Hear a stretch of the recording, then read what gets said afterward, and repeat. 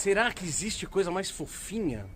Acho que o bebê é a criatura mais fofa, né? Que existe. Também é a criatura mais egoísta, né? No mínimo a mais egocêntrica. Bebê quer comer, ele chora, chora, chora até a mamãe dar peitinho.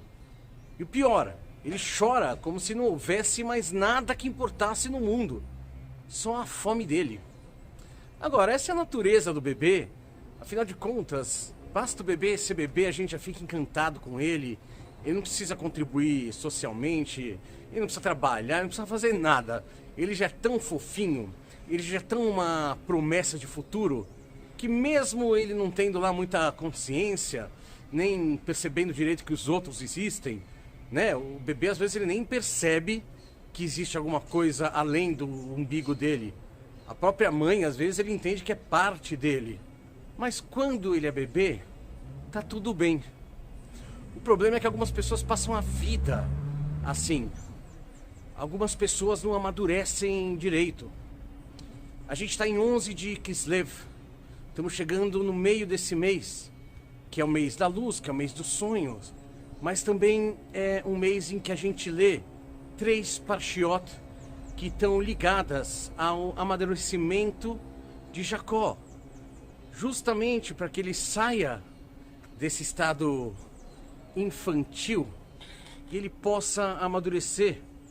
E Jacó amadurece a um ponto de se tornar um adulto lindo e generoso, a um ponto de se tornar um adulto que vai dar nome a todo um povo que vem aí atravessando o mundo por milênios, o povo de Israel, que vai ser o novo nome de Jacó.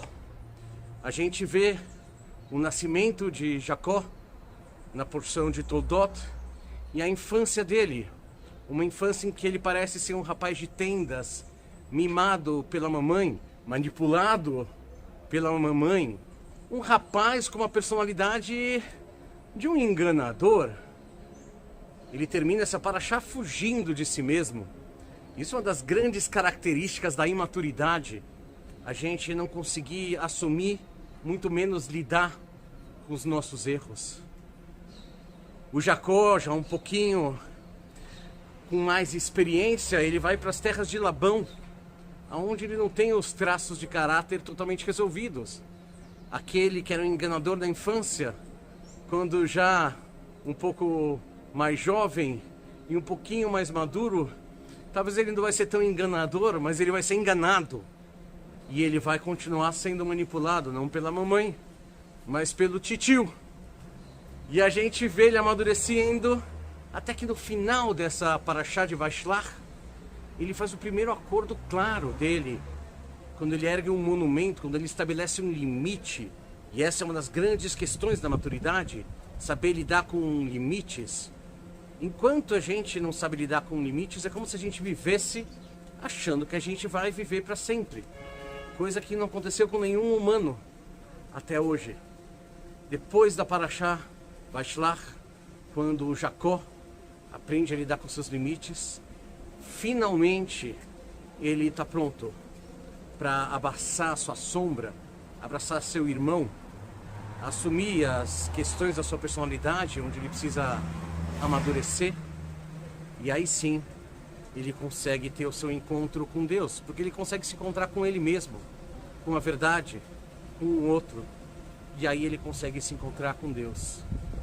O psicólogo Ken Wilber, ele fala pra gente que sim, um bebê, ele é muito imaturo, mas no decorrer dessa vida, a gente pode trocar a imaturidade do bebê e através da empatia, através da atenção ao outro, a gente pode perceber que o centro não é o nosso umbigo.